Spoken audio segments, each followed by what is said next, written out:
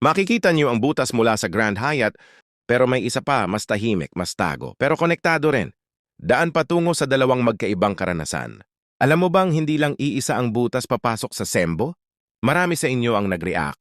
Sa unang video, yung butas na nasa tapat ng Grand Hyatt Hotel na tila shortcut mula BGC papuntang Sembo. Pero ngayon, may isa na naman akong natuklasan. Isang butas.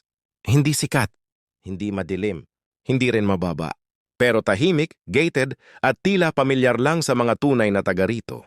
Matatagpuan ito malapit sa Kalayaan Avenue. Isang daan na kung hindi mo kabisado, malalampasan mo lang.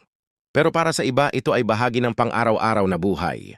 Galing BGC, isang kanto lang, nasa ibang mundo ka na. Ang interesting dito, pareho silang daan. Pero magkaibang kwento ang dala.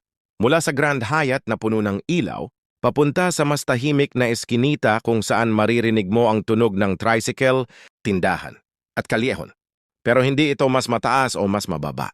Hindi ito social versus simple. Ito ay lungsod, iisa, pero maraming mukha. Habang naglalakad ako na-realize ko, hindi lang daan ang meron tayo kundi daan-daang karanasan. Yung iba ay dinedesign para sa kaginhawaan. Yung iba inukit ng pangangailangan. Pero sa dulo, pareho tayong naghahanap ng direksyon. Parehong may kwento, parehong may saysay. Sa comment section ng unang video, may mga natuwa, may mga na-inspire, pero may ilan ding mabilis humusga. Pero ganun talaga ang buhay. Minsan, mabilis ang opinyon, mabagal ang pag-unawa. Kaya sana maging paalala itong mga butas na to. Nasa likod ng bawat pader may taong nabubuhay. Nasa dulo ng bawat shortcut may kwento ng pamilya, pangarap, at pakikibaka.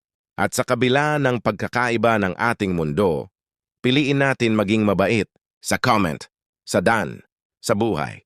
Hindi ito mas mataas, hindi rin mas mababa. Iba lang ang direksyon, pero pareho ang layunin, ang makauwi.